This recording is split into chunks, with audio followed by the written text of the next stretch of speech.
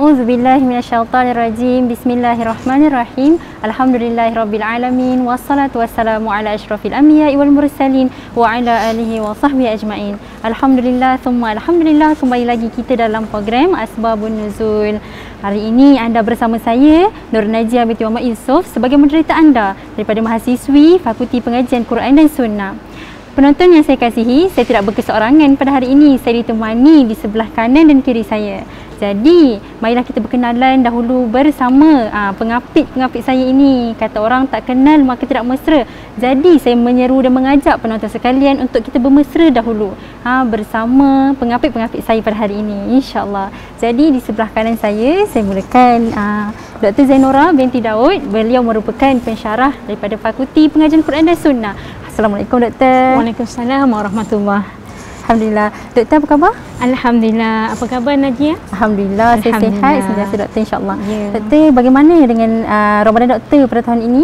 Apakah masih okey? Alhamdulillah. Ramadan kita pada kali ini, alhamdulillah kita masih lagi diberi ruang dan kesempatan untuk menunaikan, untuk meneruskan perbuatan-perbuatan yang baik, amalan-amalan ibadah yang baik, terutama dalam Madrasah Ramadan ini. Sebab Madrasah Ramadan ini adalah satu pentarbiyahan kepada kita semua, betul tak? Betul. Betul. Jadi kita bagi Ustazah, benda itu adalah satu ruang yang Allah beri kepada kita untuk teruskan kehidupan. Apapun keadaan yang berlaku, COVID-19 yang tak berkesudahan lagi setakat ni kan.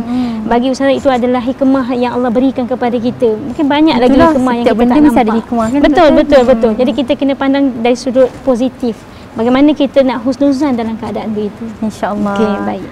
Jadi sentiasa husnuzan dengan Allah Subhanahu Wa Taala. Apa pun yang terjadi, ma qadarallahu khair. Okey, jadi seterusnya saya perkenalkan di sebelah kiri saya Dr. Siti Fatimah binti Muhammad Tawil. Beliau merupakan Timbalan Pengarah Pusat Islam USIM. Apa khabar Doktor? Alhamdulillah, sihat walafiat. Terima kasih Najia. Alhamdulillah. Terima kasih Doktor sudi datang dalam program kita pada hari ini. Terima kasih juga atas jemputannya. Sama-sama.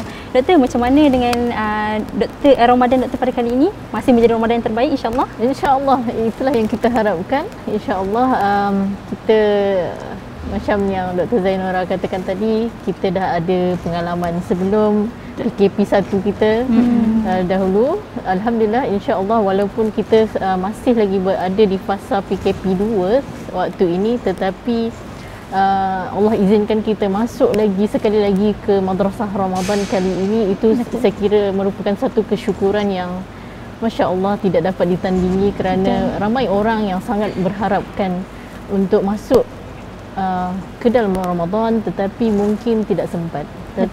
Jadi saya kira itulah kesyukuran yang mesti kita panjatkan kepada Allah Subhanahu Wa Taala kerana mengizinkan lagi untuk kita masuk ke Ramadan kali ini. Insya-Allah kita akan cuba buat sehabis baik seumpama Ramadan ini Ramadan yang terakhir kita. InsyaAllah. Betul. Terima kasih banyak Doktor. InsyaAllah moga Ramadan penonton-penonton sekalian juga menjadi Ramadan yang terbaik pada tahun ini, insyaAllah. Jadi tanpa melengahkan masa, saya ingin teruskan program kita pada hari ini. Sebelum tu kita tanya dahulu kepada Dr. Zainora, apakah ayat pilihan kita pada hari ini, Doktor? Okey, alhamdulillah. Ayat pilihan kita sangat menarik berkaitan dengan etika, adab, tata cara sebagai seorang mukmin dengan mukmin dan juga sesama manusia. Jadi surah Al-Hujurat insya-Allah akan kita kongsikan bersama dengan bacaan saudari Najiah dan juga Dr. Fatimah dengan bacaan terjemahannya insya-Allah. Ayat 11 hingga ayat 13. InsyaAllah. Okey, baik. Jadi Doktor pun dah berpelawa saya untuk membacakan ayat pada hari ini. Jadi izinkanlah saya, wahai penonton yang saya kasih, untuk kita sama-sama memperdengarkan bacaan daripada surah Al-Hujurat ayat 11 hingga 13. Boleh buka di hadapan anda semua muka surat 516 dan juga 517. Okey, insya-Allah sama-sama kita semak ya. A'udzu billahi minasy syaithanir rajim. يا أيها الذين آمنوا لا يسخر قوم من قوم عسى أن يكونوا خيرا منهم ولا نساء من نساء عسى أن يكن خيرا منهن ولا تلمزوا أنفسكم ولا تنابزوا بالألقاب بئس الاسم الفسوق بعد الإيمان ومن لم يتب فأولئك هم الظالمون يا أيها الذين آمنوا اجتنبوا كثيرا من الظن إن بعض الظن إثم ولا تجسسوا ولا يغتب بعضكم بعضا أيحب أحدكم أن يأكل لحم أخيه ميتا فكرهتموه واتقوا الله إن الله تواب رحيم يا أيها الناس إنا خلقناكم من ذكر وأنثى وجعلناكم شعوبا وقبائل لتعارفوا إن أكرمكم عند الله أتقاكم إن الله عليم خبير صدق الله العظيم. Alhamdulillah. Macam mana doktor? Alhamdulillah khair. Satu bacaan yang sangat sedap sekali. Terima kasih banyak doktor. Baik. Bersama kita membaca Al-Quran dengan tajwid yang baik insya-Allah. Jadi tanpa melengahkan masa, saya mempersilakan dan saya ingin nak menjemput penonton-penonton sekalian untuk kita sama-sama dengar terjemahan ayat surah Al-Hujurat ini oleh Dr. Fatimah. Boleh ke doktor? InsyaAllah boleh. Terima kasih Nadia atas bacaan penuh tartil dan menusuk kalbu. Masya Allah. Alhamdulillah. Terima kasih banyak doktor. InsyaAllah saya akan bacakan terjemahannya. Baik. Bismillah. Wahai orang-orang yang beriman, janganlah ada suatu kaum yang mempermainkan kaum yang lain, kerana boleh jadi kaum yang dipermainkan itu lebih baik daripada mereka. Dan jangan pula ada golongan perempuan yang mempermainkan perempuan yang lain, kerana boleh jadi perempuan yang dipermainkan itu lebih baik daripada mereka. Janganlah kamu saling mencela antara satu sama lain, dan janganlah saling memanggil dengan gelaran-gelaran yang buruk. Seburuk-buruk panggilan adalah panggilan yang buruk setelah beriman. Dan barang siapa yang tidak bertaubat, maka itulah orang-orang yang zalim. Wahai orang-orang yang beriman, jauhilah daripada berprasangka. Sesungguhnya sebahagian daripada prasangka itu dosa. Dan jangan kamu mencari kesalahan orang lain, dan janganlah antara kamu yang mengejek sebahagian yang lain. Apakah ada di antara kamu yang menyukai memakan daging saudaranya yang sudah mati? Tentu kamu merasa jijik. Bertakwalah kepada Allah, sesungguhnya Allah Maha Penerima Taubat, lagi Maha Penyayang. Wahai manusia, sesungguhnya kami telah menciptakan kamu daripada seorang lelaki dan seorang perempuan. Kemudian kami menjadikan kamu berbangsa-bangsa dan bersuku-suku, agar kamu saling kenal mengenali. Sesungguhnya yang paling mulia di antara kamu di sisi Allah ialah orang yang paling bertakwa. Allah Maha mengetahui lagi Maha teliti. Alhamdulillah, Masya Allah. Terima kasih bahagia doktor atas bacaan terjemahan yang saya kira cukup jelas. Jadi sebab makin jelas tu bacaannya, kita makin tertanya-tanya. Jadi apa kata, mari kita sama-sama mendalami lebih lagi mengenai ayat ini. Jadi saya nak tanyakanlah kepada Dr. Zainora. Boleh ke Dr. Zainora ceritakan sikit tentang asbabun nuzul dan kisah-kisah dalam ayat ketiga ayat kita pada hari ini. Okey, baik. Sebelum kita pergi lebih lanjut lagi berkaitan dengan asbabun nuzul, suka saya kongsikan kepada para hadirin dan hadirat sekalian bahawa Al-Quran ini diturunkan kepada Nabi Muhammad SAW secara beransur-ansur. Oleh kerana itu ada ayat-ayat Al-Quran yang mengandungi asbabun nuzul, sebab penurunan ayat. Dan kita kena faham dengan jelas bahawa tidak semua ayat Al-Quran mengandungi asbabun nuzul. Oleh kerana itu, menurut daripada ayat 11 hingga ayat 13 surah Al-Hujurat, jika kita rujuk kepada kitab Al-Muharrar fi Asbabin Nuzul, hanya ada sebab nuzul pada ayat 11. Okay? Pada ayat 11 ini, kalau kita lihat daripada hadis yang diriwayatkan daripada Imam Ahmad, An-Nasai, At-Tirmizi dan juga Ibnu Majah daripada Abi Jabirah bin Ad-Dhahhak.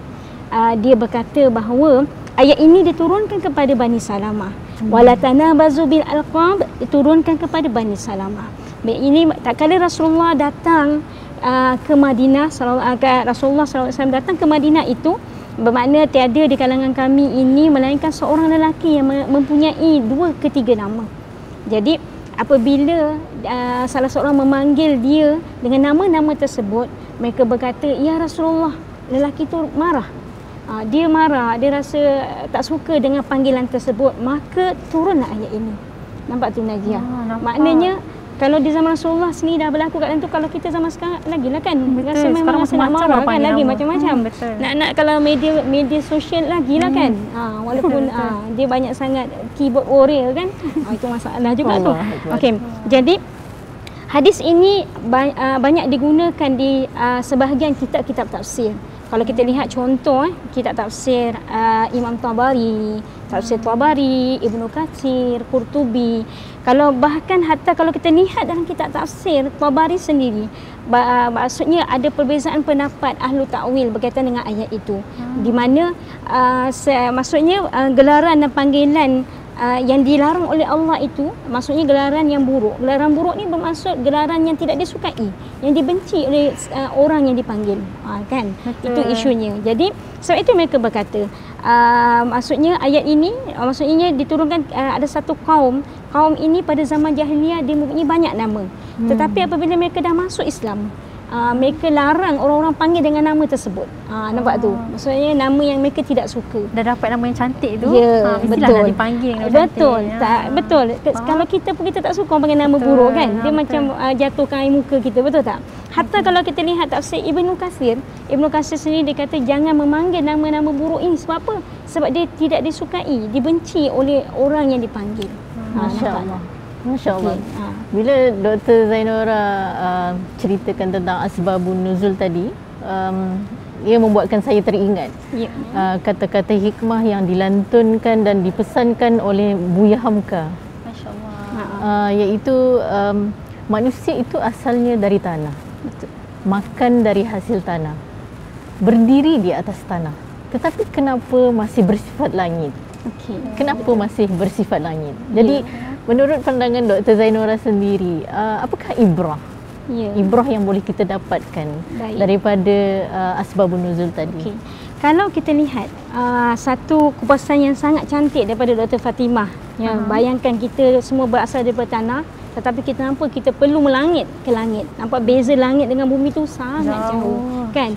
Maknanya kita ni adalah hamba Allah yang diciptakan oleh Allah. Kita tiada sebarang apa pun kuasa mudarat manfaat semua Allah beri kepada kita. Nampak tu?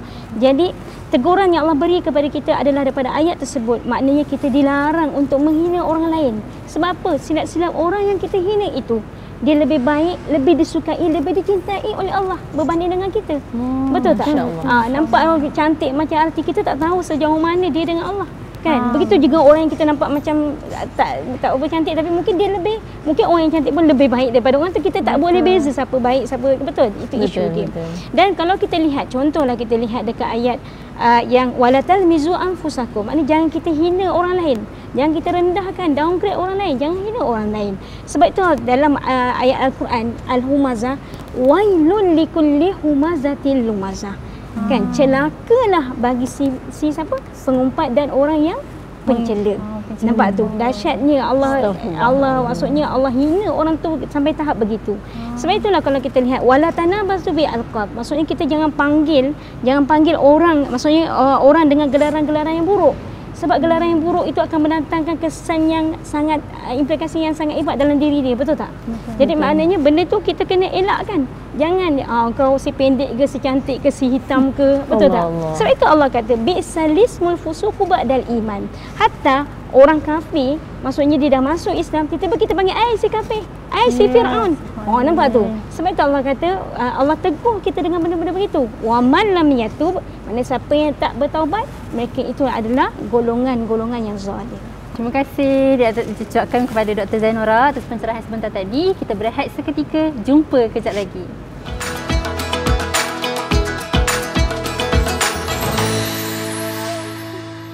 Alhamdulillah, kembali lagi kita terima kasih kepada penonton yang masih sudi setia menonton bersama kami dalam program Asbabun Nuzul. Jadi pada kali ini, pusingan seterusnya ni kita nak tahu lebih dalam, kita nak tahu tentang hashtag insan terbaik.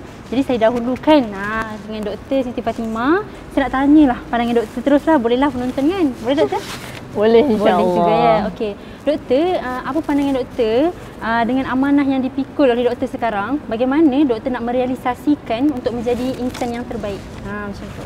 Baik. Terima kasih Saudari Najia atas soalannya yang saya kira amat signifikan untuk amanah yang saya galas pada waktu ini.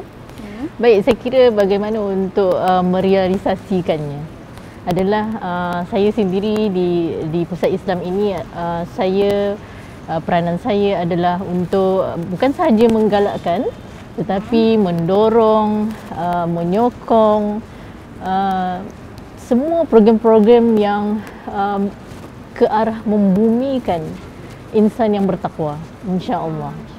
Dan saya melihat Pusat Islam sebagai one stop center untuk setiap program-program yang ke arah menganjurkan program aktiviti-aktiviti ilmiah, kan?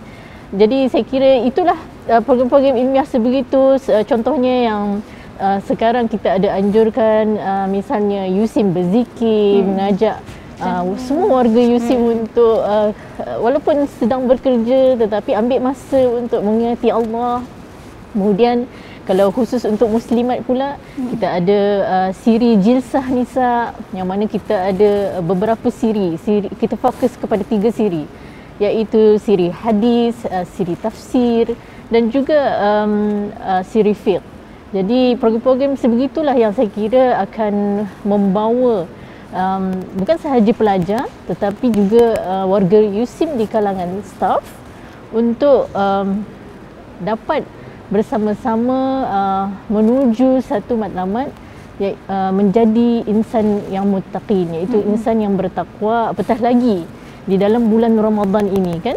Jadi aktiviti ilmiah sebegitulah yang sebenarnya akan membantu mendorong setiap daripada warga Yusim insya-Allah untuk kita menjadi insan yang terbaik tadi, insya-Allah. Dan saya kira ia bersesuaian dengan hashtag. Kalau program ni hashtagnya insan terbaik, hashtag di Pusat Islam sendiri adalah tazkiyah, ta'abbud dan ta'mir. Masya-Allah. Terima kasih banyak Dr. Fatimah. Sama-sama. Dr. Fatimah tambah lagi satu hashtag ni, penonton kalau nak share kan boleh tambah lagi hashtag insan terbaik dan juga hashtag yang tadi dikongsikan oleh Dr. Fatimah sebentar tadi. Okey. Jadi kita sangat fokuskan pada insan terbaik. Jadi kita teruskan dengan Dr. Zainora untuk kita tahu pula bagaimana ya Dr. Zainora, apakah pendapat doktor mengenai kesimpulan pada hari ini, ayat-ayat yang kita telah ceritakan pada hari ini, bagaimana kita nak kaitkan ayat pada hari ini untuk menjadi insan terbaik. Okey, terima kasih kepada Saudari Najia. Satu perkongsian yang menarik daripada Dr. Fatimah dalam job spec dia lah, kan. Tapi apa pun yang saya lihat, kalau kita lihat kesimpulan daripada ayat Al-Quran ayat 11 hingga 13 ini, maksudnya untuk jadi insan yang terbaik, bermaksud kita bukanlah semata-mata jaga hubungan dengan Allah sahaja, tetapi kita hendaklah jaga hubungan sesama manusia. Maknanya kita nak orang-orang di sekeliling kita sama-sama masuk dalam syurga.